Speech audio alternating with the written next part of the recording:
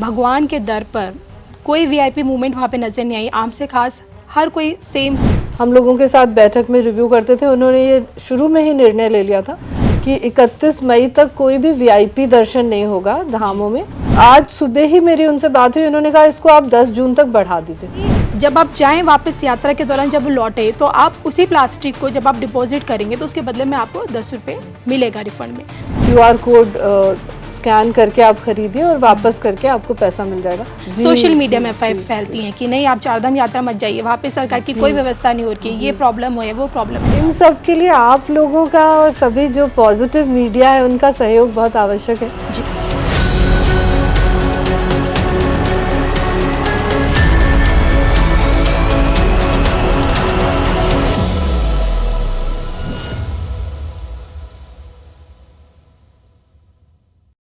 नमस्कार। चारधाम यात्रा को सफल बनाना हो या फिर उत्तराखंड के जंगलों में लगी आग पर काबू पाना हो, हर परिस्थिति में और हर मोर्चे पर शानदार भूमिका अपने काम से निभा रही हैं। और हमारे साथ मौजूद है प्रदेश की महिला मुख्य सचिव आपकी राधा रतूड़ी जी, माफ़ कीजिए, राधा रतूड़ी जी। मैम, सबसे पहले तो आपका स्वागत है। धन्यवाद कविता, और आपके दर्शकों को मेरा नमस्कार जी।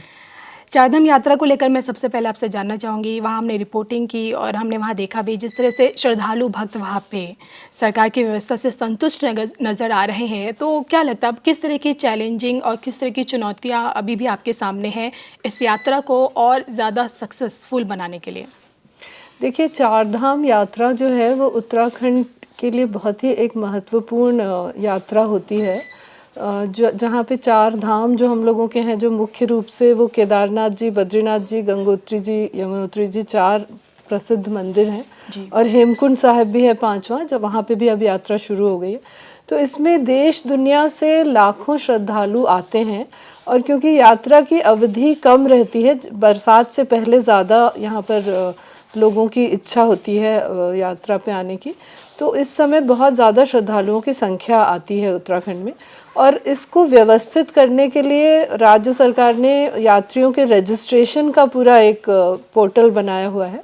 हमारे पर्यटन विभाग में सभी यात्रियों का ऑनलाइन रजिस्ट्रेशन भी होता है, और जो यात्री ऑनलाइन नहीं कर पाते हैं उनका ऑफलाइन रजिस्ट्रेशन भी होता है। तो ये दोनों प्रकार से रजिस्ट्रेशन की प्रक्रिया चल रही है, और इसको व्यवस्थित बनाने के लिए सभी विभाग अच्छा काम कर रहे हैं। रास्ते में आपने जैसे देखा भी होगा वहाँ पे कि पेयजल की सुविधा है, टॉयलेट्स हैं, हेल्थ डिपार्टमेंट ने बहुत सारे डॉक्टर्स को भी लगाया हुआ है, क्योंकि अचानक जब मैदानों से लोग आते हैं और एकदम से जो पैदल मार्ग पे ऊपर चढ़ के जाते हैं, विशेष रूप से यमुनोत्री धाम में और केदारनाथ धाम में, क्योंकि वहाँ पैदल का रास्ता है, तो कुछ हेल्थ इश्यूज हो जाते हैं, विशेष रूप से जो 50 साल से ऊपर के श्रद्धालु हैं। तो इसलिए हम लोग ये भी बार बार अपील कर रहे हैं कि अपने हेल्थ चेकअप करके जाइए, और रास्ते में कहीं भी कोई कठिनाई होती है तो डॉक्टर्स उपलब्ध हैं, पूरी पैरामेडिकल टीम्स हैं, एम्बुलेंसेज हैं, कहीं भी कोई किसी को अव्यवस्था ना हो या कोई हेल्थ से संबंधित समस्या ना हो, इसके लिए सरकार के विभाग पूरी तत्परता से कार्य कर रहे हैं। इसी कड़ी में ज़्यादातर देखा है कि श्रद्धालुओं में वीआईपी मूवमेंट्स को लेकर बड़ा गुस्सा रहता था, और मैं वहाँ गई तो मुझे नहीं ऐसा कुछ नहीं दिखा कि एक बड़ा परिवर्तन मुझे नज़र आया, बदलाव दिखा, क्योंकि भगवान के दर पर कोई वीआईपी मूवमेंट वहाँ पे नज़र नहीं आई, आम से खास हर कोई सब सेम थे और सबको एक ही लाइन में लग रहा था, चाहे वो वीआईपी हो या फिर आम श्रद्धालु हो। तो किस तरह के मतलब ये कैसे पॉसिबल आप कर पाए इस बार? ये बहुत अच्छा आपने बिंदु उठाया, क्योंकि ये माननीय मुख्यमंत्री जी की मीटिंग्स होती थी रिव्यू, इसके लिए बार बार उन्होंने यात्रा का रिव्यू किया। मतलब लगभग हर दिन सीएम साहब रिव्यू करते थे। वो जहाँ भी पूरे देश में कैंपेनिंग में है, लेकिन फिर भी वहीं से वो ऑनलाइन जुड़ के हम लोगों के साथ बैठक में रिव्यू करते थे। उन्होंने ये शुरू में ही निर्णय ले लिया था कि 31 मई तक कोई भी वीआईपी दर्शन नहीं होगा धामों में, और अब आज सुबह ही मेरी उनसे बात हुई, उन्होंने कहा इसको आप 10 जून तक बढ़ा दीजिए। तो अब 10 जून तक आज हमारा आदेश जारी हो जाएगा, कोई भी वीआईपी दर्शन नहीं होगा। क्योंकि आपने सही कहा कि जब किसी मंदिर या धाम में हम लोग पूरी श्रद्धा के साथ जाते हैं तो वहाँ सब लोग बराबर हैं, तो कोई भी वीआईपी नहीं होता। अगर ईश्वर के सामने कोई वीआईपी बन के जाता है तो ये ऐसा लगता है कि उसकी आस्था में कोई कमी है। तो अगर पूरी आस्था से हम लोग जाते हैं तो हमें सर झुकाना है ईश्वर के सामने, और वहाँ पे कोई वीआईपी नहीं है। तो ये बहुत अच्छा निर्णय हुआ राज्य सरकार का, और इसी को हम लोग आगे बढ़ाएंगे। इसी के चलते वहाँ मैंने एक बहुत ही खास मुहिम देखी कि एक छोटा कदम और बड़ा बदलाव उसमें था कि आप कोई भी प्लास्टिक खरीद रहे हैं, बॉटल खरीद रहे हैं, प्लास्टिक की बॉटल, तो एक क्यूआर कोड वाली ही खरीदिए, ताकि जब आप जाएं वापस यात्रा के दौरान जब लौटे तो आप उसी प्लास्टिक को जब आप डिपॉजिट करेंगे तो उसके बदले में आपको 10 रुपये मिलेगा रिफंड में। तो मतलब ये एक मुहिम ऐसे दिखी मुझे कि जिसके चलते वहाँ मुझे प्लास्टिक जो कूड़ा है, जो गंदगी जो वहाँ पे देवभूमि पे जो रहती है, जो एक तरह से पर्यटन को भी ख़राब करती है, तो भगवान के घर में, तो ये इनोवेटिव आइडिया आपको कहाँ से आया और इसी कड़ी में आप कुछ क्या नया आप सोच रही हैं? जी, ये इनोवेटिव आइडिया बहुत अच्छा है, जैसे आपने कहा। इसमें बहुत सारी हम लोगों के साथ स्वयंसेवी संस्थाएं भी जुड़ी हुई हैं, और जो जिलाधिकारी हैं चार धाम में जो लोग पोस्टेड हैं उनके भी ये आइडियाज़ थे, और सबको जोड़ के ये रिसाइकल वाला आइडिया आया कि क्यूआर कोड स्कैन करके आप खरीदिए और वापस करके आपको पैसा मिल जाएगा। तो ये एक बहुत ही अच्छी मुहिम है, और हम लोग चाहते हैं कि इसको और आगे बढ़ा के सारे टूरिस्ट प्लेसेस में भी करें। जैसे आपका मसूरी, नैनीताल है, या जो रास्ते में भी चार धाम के रास्ते में जो प्लेसेस पड़ते हैं जहाँ पे लोग रुकते हैं, श्रीनगर है, कौडियाला है, ऋषिकेश है, वहाँ पे भी हम लोग चाह रहे हैं कि इसको आगे बढ़ाएं, और ये बहुत अच्छी मुहिम है। और मैं सभी से अपील करूँगी, हमारे लोकल स्थानीय दुकानदारों से भी और यात्रियों से, कि इसको ज़रूर आप इसमें प्रतिभाग करें और इसको सक्सेसफुल बनाएं, जिससे कहीं भी कोई प्लास्टिक का कूड़ा फैला हुआ ना दिखे, हम लोगों के धाम बिल्कुल स्वच्छ और साफ दिखें। देखिए पानी की व्यवस्था वहाँ मुझे अच्छी नज़र आई, गर्म पानी मिला, सबसे बड़ी बात है इतनी ठंड में मुझे, और साथ ही साथ बरसात, क्योंकि बरसात कभी भी हो जाती, तो एक शेल्टर भी वहाँ पे बना गया है, सब कुछ। तो और किस तरह से आप कोशिश कर रही हैं कि भक्तों को और ज़्यादा से ज़्यादा सुविधाएं दी जाएं, कुछ इसी कड़ी में कुछ नया आप सोच रही हैं मैम? जी, इसमें विशेष रूप से जैसा आपने कहा कि पानी की व्यवस्था, तो केदारनाथ धाम में वाटर एटीएम्स भी लगाए गए हैं, जिससे श्रद्धालुओं को हर समय गर्म पानी की भी सुविधा मिले, क्योंकि वहाँ ठंड बहुत होती है।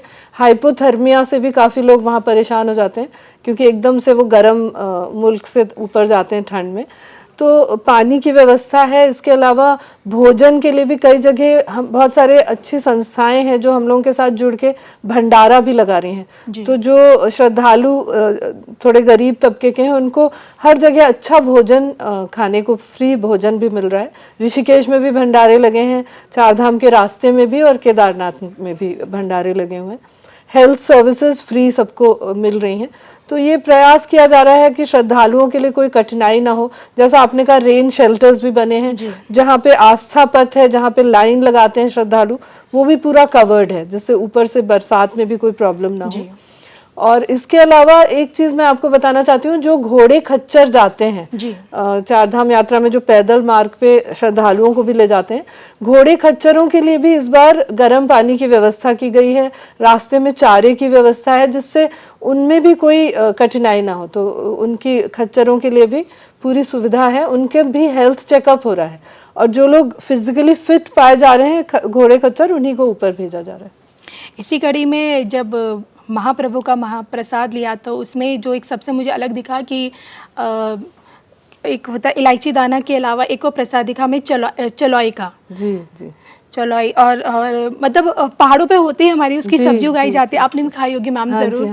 बहुत ही स्वादिष्ट होती है। तो जो उसका दाना है उसका खास प्रसाद बनाने का, तो ये आइडिया मतलब इसको लेकर भी जानना चाहूँगी। ये बहुत ही अच्छा प्रयास है जो वहाँ के स्वयं सहायता समूह कर रहे हैं, इस समय प्रसाद बना रहे हैं। केदारनाथ धाम जी के आसपास जो क्षेत्र है घाटी में, वहाँ पे लगभग 400 महिलाएं इस कार्य में लगी हुई हैं, और पिछले साल उनको लगभग 70 लाख का टर्नओवर हुआ था प्रसाद बना के। और धाम में जो प्रसाद दिया जा रहा है वो जैसा आपने कहा चौलाई से भी बना है, जो और लोकल मटेरियल है जैसे मंडुआ झंगोरा, वो भी उसमें उसका भी यूज़ किया जा रहा है। और जो लोकल ऑर्गेनिक फूड ग्रेन्स होते हैं पहाड़ में, वो बहुत न्यूट्रिशनली रिच भी होते हैं, उन्हीं का प्रसाद बनाया जा रहा है। तो ये श्रद्धालुओं के स्वास्थ्य के लिए भी अच्छा है और उन महिलाओं को एक आजीविका भी मिल रही है, तो हर हिसाब से बहुत अच्छा है। और एक मैं आपको ये भी बताना चाहती हूँ कि अभी जब यहाँ ग्लोबल इन्वेस्टर समिट हुई थी तो माननीय प्रधानमंत्री जी के हाथों से मुख्यमंत्री जी ने एक हम लोगों का अम्ब्रेला ब्रांड है हाउस ऑफ हिमालयाज, उसको लॉन्च किया था प्रधानमंत्री जी ने। उसमें भी हम लोग बहुत तेज़ी से आगे बढ़ रहे हैं, उसमें भी महिला सशक्तिकरण को ही केंद्र में रखा गया है। और जो उत्तराखंड की महिलाएं जो भी प्रोडक्ट्स बनाएंगी उनको हाउस ऑफ हिमालयाज के ब्रांड नेम के अंतर्गत एक ग्लोबल मार्केट दिया जाएगा। इसकी ऑनलाइन मार्केटिंग भी शुरू हो गई है। ये भी एक नया प्रयास है उत्तराखंड में। इन सब के बीच जब आप लोग इस तरह से चैलेंजेस को फेस कर रहे हैं और यात्रा को सफल बनाने में दिन रात मेहनत कर रहे हैं, इन सब के बीच जब अफवाहें उड़ती हैं, सोशल मीडिया में अफवाहें फैलती हैं कि नहीं आप चारधाम यात्रा मत जाइए, वहाँ पे सरकार की कोई व्यवस्था नहीं हो रही, ये प्रॉब्लम है वो प्रॉब्लम है, इन सबको आप कैसे टैकल कर पा रही है आपकी सरकार? इन सब के लिए आप लोगों का और सभी जो पॉजिटिव मीडिया है उनका सहयोग बहुत आवश्यक है। ये बहुत ज़रूरी है कि हम लोग मीडिया के माध्यम से सही बात लोगों तक पहुँचाएं, क्योंकि बहुत सारे लोग यहाँ पे अफवाह फैलाते हैं, नेगेटिव न्यूज़ फैलाते हैं। लेकिन अगर साथ साथ आपकी टीम और ऐसे और भी बहुत सारे पॉजिटिव मीडिया के प्लेटफॉर्म्स हैं, उन पे सही बात पब्लिक तक पहुँच जाती है तो कुछ दिन बाद लोग समझ जाते हैं कि कौन नेगेटिव न्यूज़ फैला रहा है और कौन सही बात बता रहा है। और सही न्यूज़ देख के श्रद्धालु मतलब व्यवस्थित तरीके से चारधाम यात्रा करने आते हैं। इसमें श्रद्धालुओं की भी संतुष्टि रहती है। लोकल जो यहाँ की आबादी है जिनके आजीविका इससे जुड़ी हुई है, दुकानें हैं, होटल्स हैं, होम स्टेज हैं, उनकी आजीविका भी चलती रहती है। तो चारधाम यात्रा अच्छे तरीके से चले, ये उत्तराखंड के सभी निवासियों के लिए और सभी यात्रियों के लिए बहुत महत्वपूर्ण है। और आप ये सही सूचना पब्लिक तक पहुँचा रहे हैं, इसके लिए हम लोग आपके बहुत आभारी हैं। लेकिन मैम वो लोग जो वहाँ पहुँचकर ऐसे अफवाहें फैला रहे हैं जन जन तक, तो उनके खिलाफ क्या कार्रवाई करने की आप लोगों ने सोचा है आगे? जो लोग गलत सूचना फैलाते हैं उनके अगेंस्ट भी कई बार हम लोगों ने एफआईआर भी दर्ज कराई है। और ये भी एक निर्देश माननीय मुख्यमंत्री जी के थे कि मंदिर के 50 मीटर के दायरे में कोई भी रील नहीं बनाएगा, कोई वीडियो फिल्म नहीं बनाएगा, उससे भी श्रद्धालु डिस्टर्ब होते हैं। तो ये भी बहुत स्ट्रिक्टली इसको हम लोग एनफोर्स करा रहे हैं, जिससे बहुत अच्छे माहौल में और पूरे आस्था के साथ ये यात्रा चलती रहे। इसी यात्रा को लेकर मैम एक जिलाधिकारी के अतिरिक्त एक अलग मैजिस्ट्रेट नियुक्ति की मांग एक लंबे समय से उठती आई है, तो कुछ जानना चाहूँगी प्रशासनिक स्तर पर क्या इस तरह की कोई चर्चा आप लोगों के बीच में हो रही है? जो जिलाधिकारियों की ओर से जो भी एक्स्ट्रा मैजिस्ट्रेट्स नियुक्त करने की मांग आती है वो तत्काल यहाँ पे कार्मिक विभाग करता है। अभी हाल ही में 2 नए मैजिस्ट्रेट्स भी नियुक्त किए गए हैं केदारनाथ और बद्रीनाथ के लिए। और पूरी टीम इस समय प्रदेश की यात्रा के कुशल संचालन में लगी हुई है। यात्रा का जो मुख्य मॉनिटरिंग करते हैं वो कमिश्नर गढ़वाल हैं, क्योंकि गढ़वाल क्षेत्र में ही ये तीनों ज़िले आते हैं और उनका कांस्टेंट मॉनिटरिंग उनसे रहता है, जिससे हम लोगों का क्राउड मैनेजमेंट सही रहे। अगर किसी धाम में अधिक भीड़ हो जाती है तो नीचे के पड़ाव पे कुछ देर तक श्रद्धालुओं को रोका जाता है, जिससे सभी धामों में अच्छे से व्यवस्थित तरीके से सुचारू और सुगम सुरक्षित यात्रा चले। अब देखिए मैम, हम जब चारधाम यात्रा किसी भी तीर्थ पे जाते हैं तो वहाँ से कुछ हमारी यादें भी जुड़ जाती हैं जब विदेशी आते हैं, और यादें जुड़ती हैं वहाँ की संस्कृति से, वहाँ के पहनावे से। मैं आपसे जानना चाहूँगी, हम वहाँ गए, वहाँ पे हमने दर्शन किए, प्रसाद लिया, देखा, लेकिन जो वहाँ का जो संस्कृति है, जो पहनावा है, उसे आप किस तरह से सोच रही हैं कि प्रमोट किया जाए?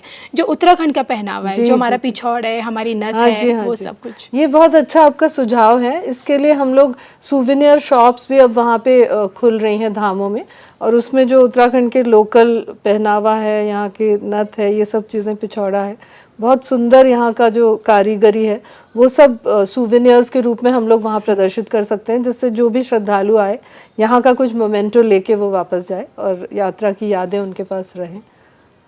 देखिए, जिस तरह से आपकी ब्यूरोक्रेट्स में एक ईमानदारी छवि भी रही है और जिस तरह से चारधाम यात्रा को सफल बनाने में आपकी जो एक बड़ी भूमिका देखी जा रही है लोगों के बीच में, आप रोल मॉडल भी हैं, और आपका भी एक्सटेंशन भी हुआ है कार्यकाल का 6 महीने का। लोग जानना चाहते हैं इन 6 महीने में क्या कुछ नया उत्तराखंड सरकार की तरफ से, आपके योगदान की तरफ से देखने को मिल सकता है, जो आपके माइंड में है, कुछ ऐसे आइडियाज़ जो आपको करके जाना है? बहुत सारे आइडियाज़ हैं, उसमें एक तो बहुत ज़रूरी है, जैसा आपने शुरू में कहा था कि यहाँ जंगलों में आग बहुत लगती है, तो जंगल में जो आग लगती है उसका मुख्य कारण है पिरूल की जो पत्तियां जो गिरती हैं वो सूख जाती हैं, वो बहुत ज़्यादा इन्फ्लेमेबल होती हैं। तो अभी हम लोगों ने एनटीपीसी के साथ एक एग्रीमेंट किया है कि जितना भी पिरूल उत्तराखंड में गिरता है जो पाइन ट्रीज का, पिरूल लाएं पैसे ले जाएं, पैसे पिरूल, पाएं। हाँ, पिरूल को कलेक्ट करके एनटीपीसी को दें। NTPC national thermal power corporation है जो बिजली बनाती है, भारत सरकार की कॉर्पोरेशन है। उन्होंने कहा है कि हम अपने बॉयलर्स में पिरूल की पत्तियों को जलाएंगे, मतलब एज अ फ्यूल वो यूज़ करेंगे। तो ये बहुत ही एक सस्टेनेबल इनोवेटिव इनिशिएटिव होगा, क्योंकि जंगल की आग का परमानेंट सोल्यूशन वही है कि पिरूल वहाँ से हटा दिया जाए। और इसमें पब्लिक की भी सहभागिता रहेगी। सीएम साहब ने भी कहा है कि वो हम बढ़ा के देंगे जो धनराशि अभी दी जा रही है जो लोग पिरूल कलेक्ट कर रहे हैं। तो इसमें फॉरेस्ट डिपार्टमेंट, ऊर्जा विभाग, एनटीपीसी सबके सहयोग से ये काम करना है और ये एक बहुत बड़ा चैलेंज है। तो मैं चाह रही हूँ कि मेरे कार्यकाल के दौरान ये काम अच्छे से शुरू हो जाए और आगे भी चलता रहे। और इसी के साथ आपसे ये भी जानना चाहूँगी कि आप मुख्यमंत्री पुष्कर सिंह धामी का सबसे कह सकते हैं कि भरोसेमंद चेहरा है आप उनके लिए। तो आगे फ्यूचर में अब हम आपको कहाँ देखेंगे? क्या आपके कुछ संभावना है पॉलिटिक्स में आने की? नहीं, पॉलिटिक्स में आने की तो मेरी कोई संभावना नहीं है, क्योंकि मैंने बहुत लंबी नौकरी कर ली है सिविल सेवा में। मुझे लगभग 38 साल हो गए अब नौकरी करते हुए। तो माननीय मुख्यमंत्री जी का बहुत क्या कहेंगे, हम लोगों के लिए बहुत अच्छा उनकी शुभेच्छा है, उनका आशीर्वाद मिला हुआ है प्रदेश के सभी अधिकारियों को, सभी पूरी टीम को। और हम लोग सब सीएम साहब की टीम में काम करते हैं। तो आगे का क्या निर्णय होगा ये तो सीएम साहब ही बताएंगे, आप उन्हीं से पूछ सकते हैं। मुझे तो जो भी जिम्मेदारी दी जाएगी मैं उसको पूरा अच्छे से निभाऊंगी। बस एक आखिरी सवाल मैम, डीएम से आईपीएस और आईपीएस से आईएएस जिस तरह से आपने देखा है और उत्तराखंड को भी आपने देखा है पहले और अब के मुकाबले में, आज देखिए केंद्र में मोदी सरकार है, प्रदेश में यानी कि देवभूमि में धामी सरकार है, तो कितना बदलाव पहले और अब में आप देख रहे हैं? देखिए, निरंतर उत्तराखंड में प्रगति हो रही है और नए नए इनिशिएटिव्स राज्य सरकार ले रही है। और यहाँ पे मुख्य फोकस अब माननीय मुख्यमंत्री जी की सरकार का यह है कि युवाओं को कैसे रोजगार दिया जा सके। तो हम लोग इसी पे फोकस कर रहे हैं और निरंतर इसमें जो भी स्टेट का जीएसडीपी है ग्रोथ हो रही है। और जो विकसित भारत की बात हो रही है तो हम लोग विकसित उत्तराखंड भी बनाने की ओर काम कर रहे हैं। इसमें बहुत सारे नए काम हुए हैं, सेतु आयोग बना है यहाँ पे और सभी लोग एज अ टीम काम कर रहे हैं और हम लोग पूरी कोशिश करेंगे कि उत्तराखंड नंबर 1 प्रदेश बने देश का। तो क्या मैं मान लूँ कि देवभूमि उत्तराखंड की पहाड़ों का पानी और पहाड़ों की जवानी यहीं टिकी रहेगी? बिल्कुल बिल्कुल, यही मुहिम हम लोगों को चलानी है आप सबके सहयोग से कि उत्तराखंड के जो बच्चे हैं उनको यहीं रोज़गार मिले और वो यहीं पे रुकें, उनको अच्छी रोज़गार मिले, उनकी स्किल डेवलपमेंट हो और सब लोग मिलके उत्तराखंड को नंबर 1 स्टेट बनाए। बस जाते जाते चारधाम यात्रा को लेकर एनएमएफ न्यूज़ पे अगर आप कोई मैसेज देना चाहती हो दर्शकों को? दर्शकों से और श्रद्धालु जो विभिन्न प्रदेशों से आ रहे हैं, मेरा यही अनुरोध है कि आप अपना रजिस्ट्रेशन करा के आएँ और अगर ऑनलाइन नहीं हुआ है तो ऑफलाइन रजिस्ट्रेशन आप हरिद्वार ऋषिकेश पहुंच के वहाँ पे करा सकते हैं। वहाँ पे काउंटर्स लगे हैं। रजिस्ट्रेशन करके अगर ऊपर जाएंगे धामों में तो आपको बेहतर सुविधाएं मिलेंगी। और दूसरी चीज़ जो हेल्थ स्टेटस है, अपने डॉक्टर से अवश्य एक फिटनेस प्रमाण पत्र ज़रूर लेके आएँ और 50 साल से ऊपर के जो श्रद्धालु हैं वो विशेष रूप से सतर्क रहें और अपनी हेल्थ हिस्ट्री को भी सिस्टम पे अपलोड कर दें। तो ये थी हमारे साथ धामी सरकार की मुख्य महिला सचिव राधा रतूड़ी जी। मैम शुक्रिया बातचीत करने के लिए। बहुत बहुत धन्यवाद आपका। धन्यवाद।